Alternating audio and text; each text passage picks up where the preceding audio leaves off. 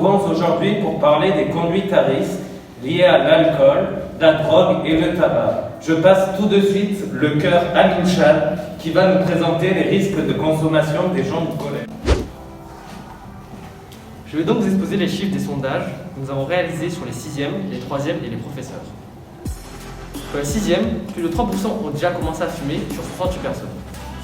10% ont déjà bu, et tout ceci a été réalisé dans le cadre familial ou seul. Plus de 95% des 3e ont déjà bu, et plus de 25% ont déjà fumé. 7% ont déjà commencé à fumer du cannabis, et c'est surtout dans le cadre des soirées ou des rencontres amicales. Et pour les professeurs, environ 5% boivent de l'alcool tous les 2 jours, 52% boivent toutes les 2 semaines et 33% tous les mois. Ceci a été réalisé sur un sondage de 24 personnes. Pour continuer sur les professeurs, plus de 71% ont déjà commencé à fumer et plus de 14% fument régulièrement. En continuant, plus de 45% ont déjà fumé du cannabis. Et toutes ces réponses ont eu lieu dans le cadre familial et ou amical. Intéressant, n'est-ce pas? Nous avons préparé pour vous une mise en situation qui arrive tout de suite sur vos écrans.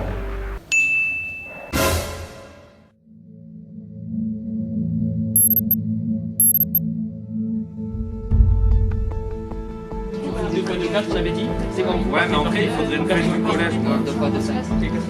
Eh, salut les gars. Ciao, voilà.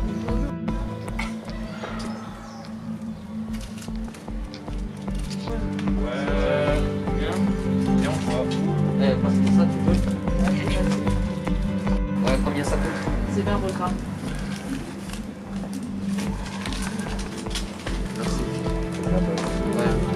Ah, très bien. Ça. Jules Raphaël, venez. Ouais, on arrive.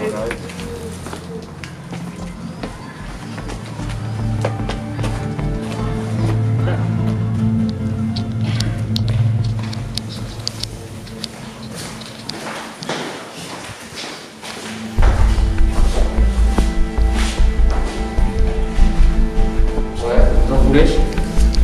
Ouais, non, on s'en va après. Bon, vous allez où, ça? Ah, vous allez passer.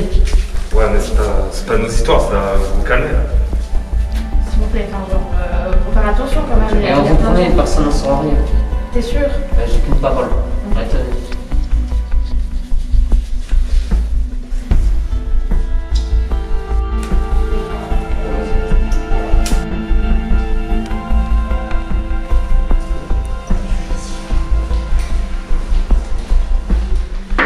On fait quoi?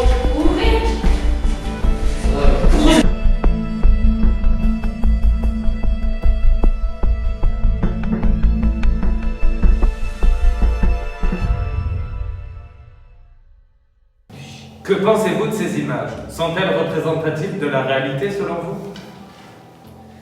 Mais bien sûr, moi je traîne souvent avec des gens qui fument, et ils ont bien raison, ça détend. Mais c'est honteux, notre cerveau il se dégrade beaucoup trop, en plus faut attendre d'être adulte pour consommer. Ben oui, c'est logique parce que surtout quand on est mineur, on ne peut pas acheter de cigarettes.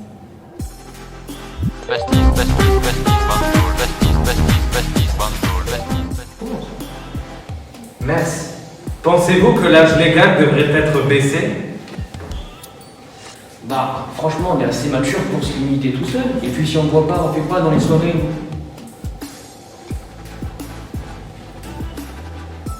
Non, à cet âge-là, en fait, notre cerveau il n'est pas encore formé et ben, du coup, c'est pas bon pour nous. Et dans les soirées, ben, on peut très bien boire autre chose que de l'alcool. Sur le court terme, l'alcool peut avoir des effets sur le cerveau, mais aussi des temps de réaction plus longs. Il va illusionner la personne. Sur le long terme, l'alcool peut être responsable de nombreuses maladies, comme le cancer de la bouche, l'œsophage ou la gorge, ou des maladies comme les maladies du foie et du pancréas. Mais il peut aussi avoir des maladies sur le système nerveux et des troubles psychologiques, ainsi que des troubles cardiovasculaires. Si vous consommez de l'alcool, avant de partir conduire, utilisez un test. Ceci est un test pour les conducteurs novices, donc il ne peut mesurer que 0,2 g par litre de sang. Pour ce qui est de la drogue, nous vous rappelons que ce sont des substances qui sont illicites, et donc illégales. Il est donc interdit d'en consommer. Elle peut avoir des effets irréversibles sur l'organisme, comme des maladies cardiovasculaires, des liaisons du cerveau, et peut entraîner la mort en cas d'overdose. Nous espérons avoir répondu à toutes vos questions et nous vous souhaitons une bonne journée. Le prochain sujet sera une FAQ, donc n'hésitez pas à nous poser des questions.